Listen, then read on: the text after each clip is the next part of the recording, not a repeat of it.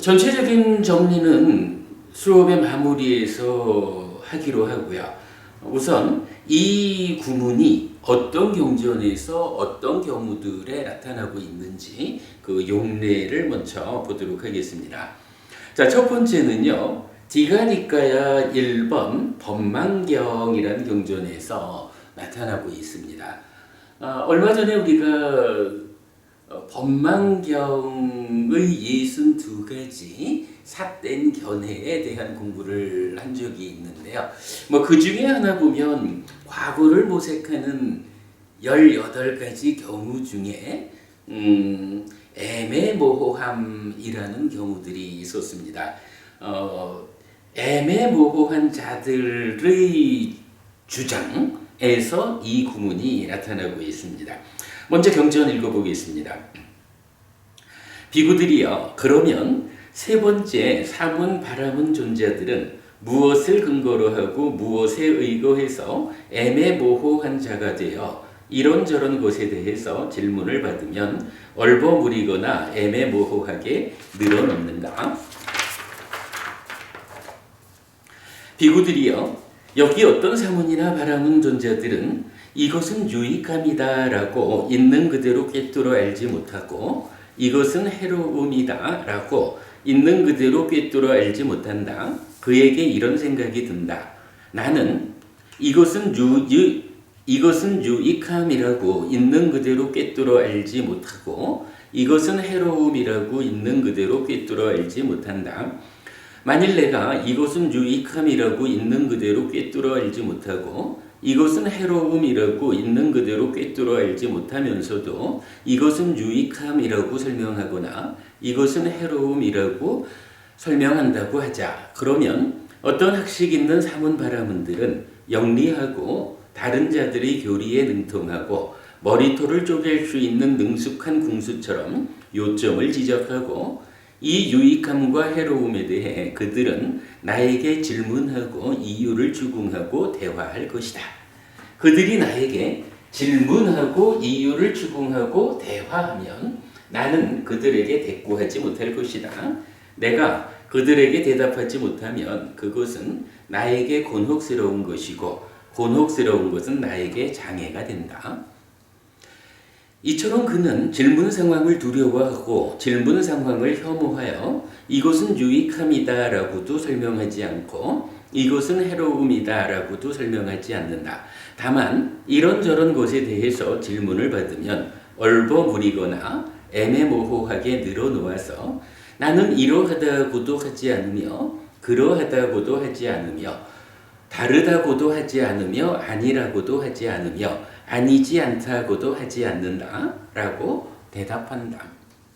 비구들이여, 이것이 세 번째 경우이니 이것을 근거로 하고 이것에 의지해서 어떤 사문 바라문 존재들은 애매모호한 자가 되어 이런저런 것에 대해서 질문을 받으면 얼버무리거나 애매모호하게 늘어놓는다. 애매모호한 자들이 몇 가지 경우로 법망경에서 나타납니다. 이 사람들은 어떠한 것에 대해서 부처님처럼 명확하게 있는 그대로 분명하게 알지를 못해요. 그러다 보니까 누군가가 어떤 질문을 했을 때 그것에 대해서 확정적으로 이러합니다, 저러합니다. 지금 이 경우에서처럼 이것은 유익한 것입니다. 이것은 무익한 것입니다. 이것은 선법입니다. 이것은 불선법입니다. 라고 확정적으로 답변하지 못한다는 거예요. 왜 그런가요? 알지 못하니까. 그래서 이 사람들이 그러한 경우에 이렇다 저렇다라고 확정적으로 답변하지 못하는 이유를 이제 경에서 이렇게 말하는 거죠. 그 사람이 이렇습니다 저렇습니다 라고 확정적으로 말했을 때 누군가 다른 사람들이 질문하고 이유를 추궁하고 함께 대화하면서 우리가 결론을 내보자 라고 접근을 하면 자기가 답변할 수 없는 거예요. 그래서 자기가 답변하지 못하면 곤혹스러워질 거고 곤혹스러운 것은 나에게 자괴가 된다. 이래가지고 빠져나갈 구멍을 마련하기 위해서 확정적으로 대답하지 않고 애매모호하게 답변하고 만다. 이렇게 말하는 거예요.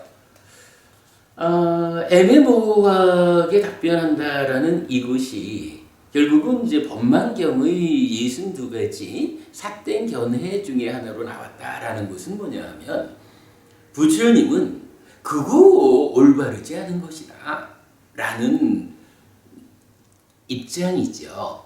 그렇다면 이 경우에 부처님은 어떤가요? 부처님은 분명하죠. 부처님은 옳다 그르다, 선법이다 불선법이다 라는 데 대해서 그야말로 확정적으로 분명한 답을 주는 분이거든요. 왜 그럴까요? 부처님은 있는 그대로 그것을 알기 때문에 확정적으로 답을 주는 거죠. 부처님하고 이제 완전히 깨닫지 못한 외도로서의 애매모호한 이러한 법을 설하는 자들과의 차이, 이것을 보게 될 텐데요. 이 자리에서 우리가 좀 애매모호한 자와 구분되게 명확한 답을 주는 부처님, 그 부처님에 대한 공부를 좀 해야 될 것 같습니다. 부처님에 대한 8가지 있는 그대로의 칭송이라는 주제가 있어요. 이 8가지 있는 그대로의 칭송 중에 3번째가 뭐냐 하면 부처님은 검은법, 흰법 이런 식으로 말하는 거지만 옳다 그르다, 이것은 옳은 것이고 이것은 그른 것이다 라고 옳고 그름의 판단 기준을 명확히 해주신 분이다 라고 나타납니다. 물론 부처님이야 다양하게 많은 면에서 칭송을 받을 분이죠. 근데 그 칭송을 8가지로 정리를 하고 그 8가지 중에 3번째로 제시되는 것이 부처님은 이것은 옳은 것이다, 이것은 그른 것이다 라고 옳고 그름의 판단을 주는 분이다 라고 말하고 있거든요. 옳고 그름의 판단이라는 것이 글쎄요, 과연 부처님에 대한 있는 그대로의 칭송 중에 3번째로 나타날 만큼 그렇게 중요한 것일까? 라는 부분을 우리가 좀 생각해 봐야 합니다. 사실은요, 우리가 살아가면서 다양한 경우로 행위를 합니다. 몸과 말과 만으로 행위를 한다. 좀 확장해서 말하면 10악업을 짓기도 하고 10선업을 짓기도 한다. 이럴 때 우리가 10악업은 지어서 안 됩니다. 10선업을 지어야 합니다. 라고 말하는 그 이유가 무엇냐라고 하면 한마디입니다.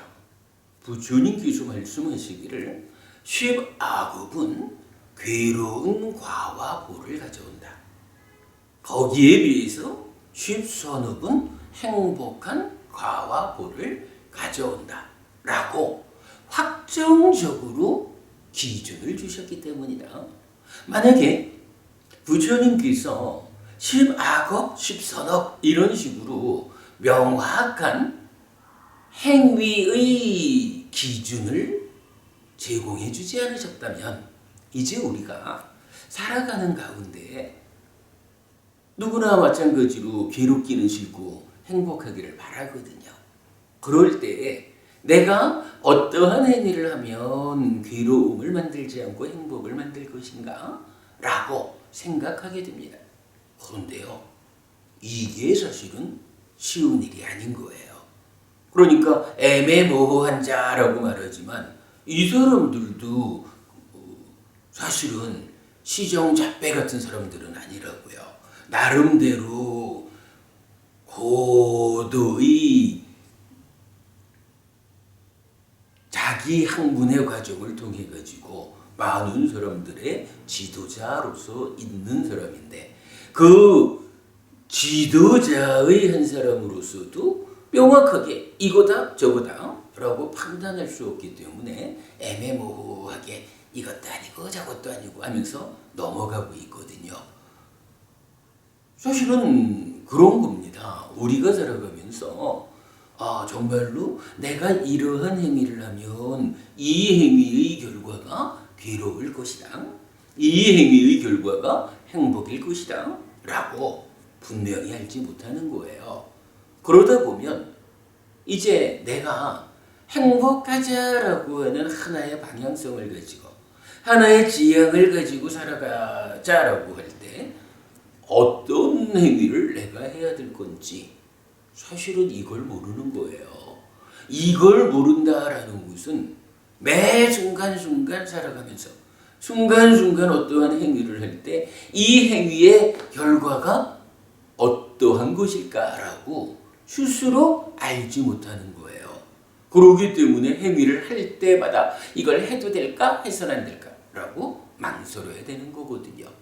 이럴 때에 누군가 명확한 판단에 의해서 이것은 확실히 잘못된 것이고 이것은 확실히 옳은 것이다 라고 기준을 정해줄 수 있다면, 그래서 우리가 그 제시된 기준에 의해서 괴로움을 만드는 행위는 하지 않고 행복을 만드는 행위를 하면 된다 라고 정해진다면 이제 우리가 살아가는 일이 쉬워지는 거예요. 그런데요, 문제는 이 기준을 아무나 그냥 내가 생각하니까 이렇다 라고 해서 기준을 준다고 해서 그걸 따라갈 수는 없잖아요. 만약에 기준을 준 사람이 분명하게 알지 못하는 상태에서 자기대로의 어떤 생각으로 이렇게 하면 되겠지 라고 해서 기준을 준다 라고 하면 명확하지 않은 그 기준 따라 가지고 우리가 함께 표현하자면 눈먼 장님이 이끌어가는 대로 손 붙잡고 가다 보면 다 같이 남떨어지로 떨어질 수 있는 이런 경우가 될 수 있거든요. 그러기 때문에 우리가 살아가면서 정말로 옳고 그름의 판단 기준이 주어지는 일은 중요한데 이 기준을 누가 줄 것이냐? 정말로 그분에 의해서 주어진 이 기준은 밝은 눈을 가진 사람이 앞장서서 안전한 곳으로 이끄는 것과 같다 해서 우리는 단지 따라만 가면 되는 이러한 기준이어야 한다라는 필요성이죠. 이제 여기서 부처님이 있는 그대로의 칭송 중에 세 번째 항목이 옳고 그름의 판단 기준을 주셔서라고 하는 것에 의미가 알려지는 겁니다. 사실은 부처님이 누군가요? 완전한 깨달음을 성취한 분이고 그러기 때문에 부처님 가르침은 완전한 가르침이다. 이제 이 완전한 가르침을 뒤따라 우리는 가기만 하면 삶이 고멸, 즉 행복을 실현한다. 이게 불교 신자인 우리가 알고 있는 부처님이고 그 부처님께서 주시는 삶의 기준이잖아요. 바로 그런 점에서 오직 부처님께서 우리 삶의 안내자가 되었다라는 점 때문에 부처님에 대한 있는 그대로의 칭송의 세 번째가 바로 옳고 그름의 판단 기준을 주신 분이다라는 거거든요. 이제 애매모호한 자들은 완전한 깨달음을 성취한 사람들이 못 되다 보니까 이 기준을 완전히 알지 못해서 그저 피해가고 있는 이런 삶의 기준에 대해서 이제 부처님은 그들은 들렸고 내가 그 기준을 제시해 주겠다. 이제 내가 제시하는 그 기준은 질문하고 이유를 추궁하고 함께 대화하는 이런 과정을 통해서 끝장 토론을 하면 참으로 이것이 옳은 것입니다. 이것이 최고로 괴로움을 소멸하고 행복을 실현하는 그러한 행위의 기준입니다. 라고 결정될 것이다. 부처님 이렇게 말씀해 주시는 거거든요. 그러면 아무래도 뭐 이 자리에서 우리가 짚어보고 가야 되겠죠. 그렇게 옳고 그름의 판단 기준을 주셨기 때문에 칭송받는 부처님께서 이제 우리에게 옳은 행위의 기준, 행복을 만드는 삶의 기준으로 주신 것은, 가르쳐 주신 것은 무엇일까 하는 부분을 보아야 될 텐데요.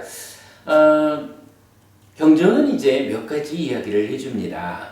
제가 정리하기를 어빈과보 또는 행위가 가지는 과화보의 법칙성이라고 표현하는 건데요. 여러분 우리 다 아시는 이야기죠. 행위를 원인으로 과와 보가 있다. 요거를 이제 우리 법에서 풀어서 쓰기를 행위가 가지는 과와 보의 법칙성.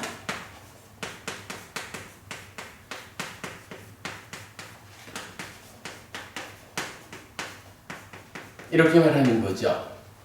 어떠한 행위를 하면 그 행위에 따르는 과와 보에는 예외가 없어서 법칙성을 가지는 것이다. 이렇게 말하는 거죠. 자, 그리고 이제 몇 개의 경전에서 그렇다면 이 과와 보가 법칙성을 갖는다라고 할 때 그 법칙성의 내용이 무엇일까를 가르쳐 줍니다. 어떤 행위는 괴로움을 만든다라는 법칙성을 가지고 있고요. 어떤 행위는 괴로움의 소멸, 즉 행복을 만든다라는 법칙성을 갖고 있어요. 이럴 때, 괴로움을 만드는 그 행위는 무엇일까라고 하면 이제 부처님은 10악업이 그거다라고 말씀해 주셔요.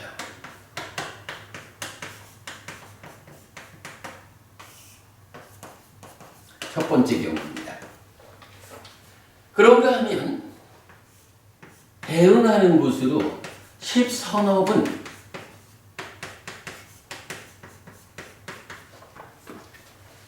과와 보가 행복이다 라고 알려주셔요.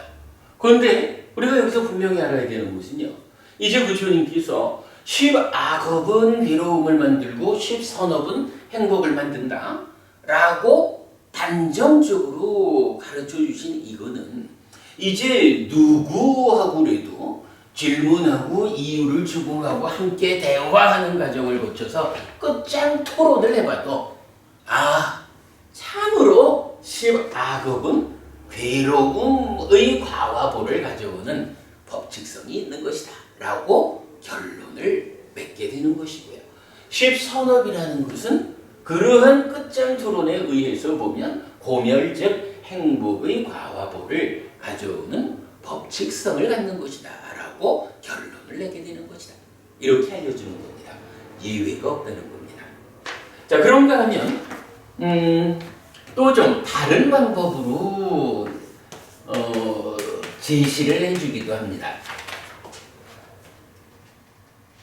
기본적으로 팔정도라는 게 있습니다. 팔정도라고 하면 정견, 정사유, 정어, 정업, 정명, 정정진, 정년, 정정이라고 하는 8가지 바른 길입니다. 이 팔정도, 특히 이 중에 정정이라면 바른 삼매인데, 바른 삼매인 정정이 포괄적으로는 삼매를 토대로 사마타 윗바사나에서 깨달음에 이르는 전체 과정을 나타내기도 하고, 그런가 하면 바른 삼매 자체로는 토대를 말하기도 하고, 이 토대 이후에 이어지는 과정을 추가해서 말하기도 합니다. 그런데 이제 요 주제, 행위가 가지는 과화보의 법칙성이라는 여기에서는 팔정도는 토대로서의 바른 삼매까지를 말해요.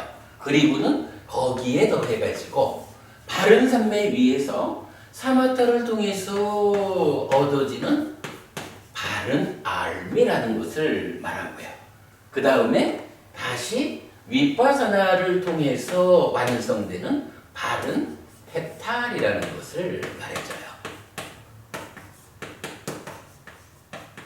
그러면 팔정도에다가 정지, 정해탈 두 가지가 더해지니까 요것은 뭐 잘 쓰는 표현은 아니지만 그래도 10가지 바른 길, 이래서 십정도라는 교리 용어가 나타납니다.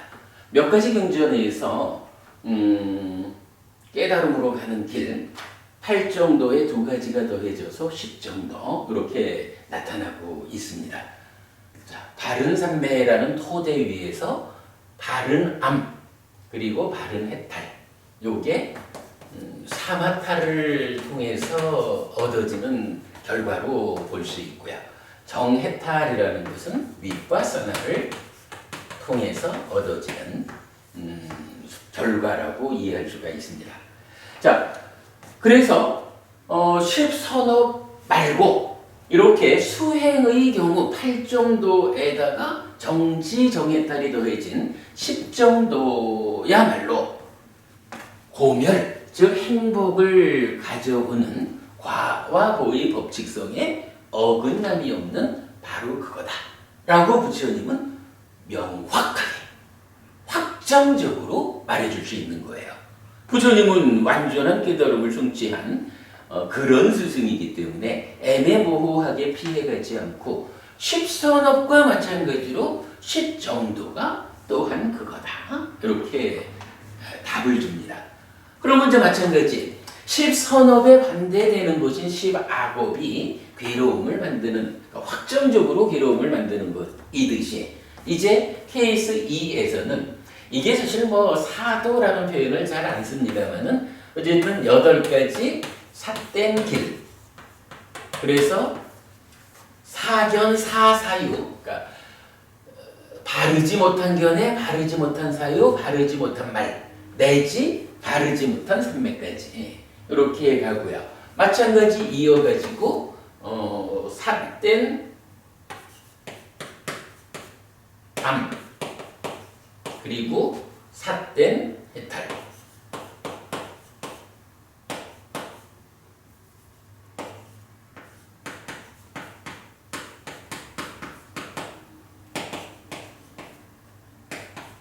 열 가지 삿된 길,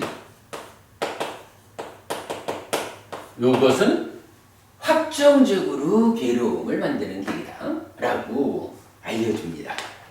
뭐 경전에서는 대표적으로 십선업과 십악업, 그리고 십정도와 십사도, 요 두 가지로 나타나고 있고요.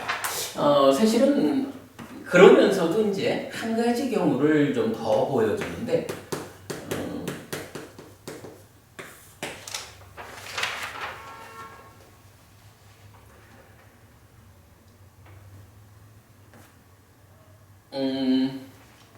이 네 가지의 쌍으로 나타나는 것이 있어요. 그래서 이게 뭐 원어 생략하고요. 꼬다라고 하지만 화, 그리고 우빠나하라고 해서 원한이라는 것. 그리고 두 번째로는 마카, 모욕. 그리고 빨라사, 약품. 그리고 이사, 질투. 그리고 마체라, 인색.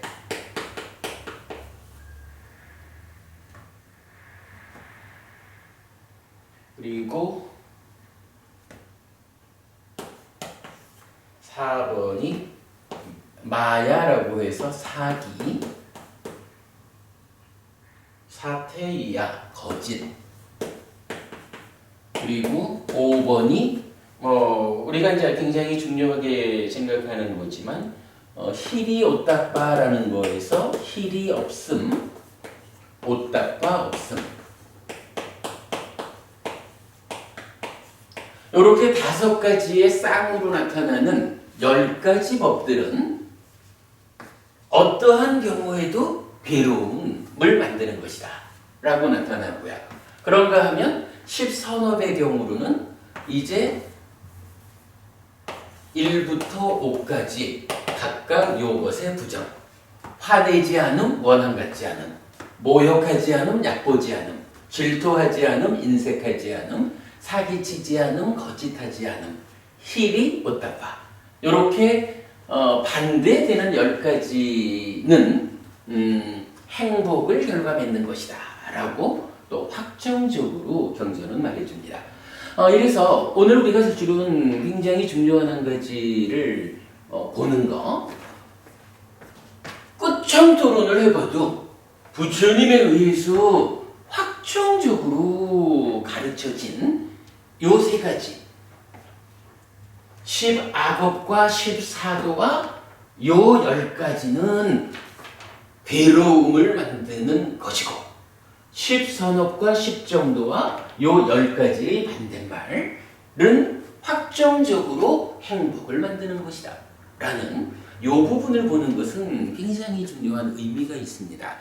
아무튼 여기에서 이제 부처님이 확정적으로 요것은 괴로움을 만들고 요것은 행복을 만든다 라고 가르쳐 주셨기 때문에 이제 우리는 어떤 스승이 확정적으로 알지 못해서 애매모호하게 하면 그것을 따라가면서 내가 이렇게 행위해도 좋을까? 곤란하지 않을까? 라고 망설일 이유가 없어졌다.